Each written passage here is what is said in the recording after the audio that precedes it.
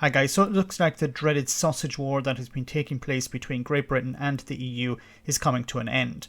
Under third country rules, certain types of meats were banned from entering the single market, and because Northern Ireland is in all respects part of the single market, it means things like sausages were not entering from Great Britain. This created a tiny political storm some months ago, but has resided due to extensions of the grace periods. Now, Lord Frost recently told the EU that the withdrawal agreement that he signed, which includes the Northern Ireland Protocol, needed to be renegotiated. The European Union said no. However, it looks like the European Commission is willing to make some changes or apply some flexibility when it comes to how the protocol is being implemented, and some of this is pretty major. Next Wednesday is when it is expected to be unveiled, but some sources in Brussels have already talked about what could be contained within these changes. We should expect some dramatic changes to areas such as medicine, agri-food products, but even more interesting is the proposal for a greater role for both Northern Ireland politicians and civil servants when it comes to the decision making about the protocol's implementation and the single market. This was something floated last month by Šefčovič, the Vice President of the European Commission, but rejected in his response to a question in the House of Lords by Lord Frost, the Brexit Minister. So we will have to wait and see. Lord Frost had said that the UK would not accept tinkering at the edges of the protocol, but at the same time had not come out and demanded what pro-Brexit unionists in Northern Ireland had called for, the ending of the protocol. It must be remembered that the EU has already changed its rules to allow generic NHS medicines into Northern Ireland, which is bending the rules of the single market.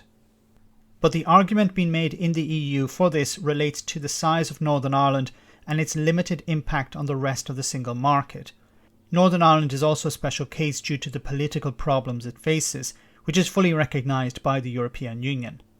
Now, while the EU, it seems, is willing to ease restrictions on meats, medicines and provide greater oversight of all of this by Northern Ireland politicians, it wants something in return from the UK government. In regards to how the Brexit government has been dragging its feet over the last number of months over its lack of progress in implementing the protocol, the EU is demanding that London finally puts in place the infrastructure it had agreed to under the withdrawal agreement. This includes permanent structures to carry out checks and a range of other areas that have seen the UK not uphold its side of the bargain. The plan seems to be that following the publication of these EU proposals, a period of talks will take place between London and Brussels. They're expected to be intense and last until the end of this year or early next year. There seems to be hope in the European Commission and the European Parliament that this wave of changes will be enough to tone down the rhetoric coming from Lord Frost and his government and convince them to end threats to trigger Article 16 of the Northern Ireland Protocol. European member states seem to be providing the European Commission considerable flexibility when it comes to protecting the single market. Now, while the UK has demanded the removal of the European Court of Justice in the monitoring of the protocol, the EU has rejected this so far.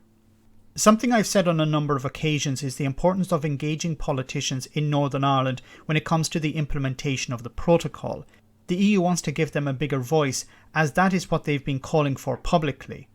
However, this is something that the UK government is dead set against, as they want to maintain control over the implementation of the protocol in Northern Ireland.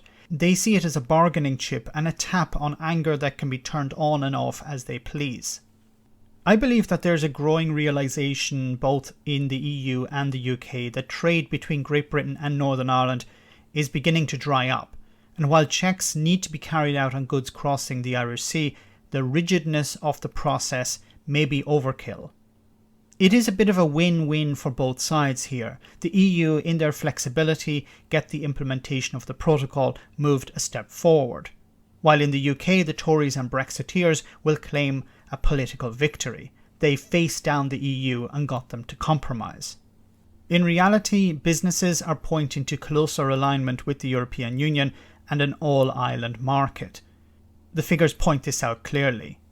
The political flare-ups are expected to continue, but at the moment another crisis in Northern Ireland may have been averted.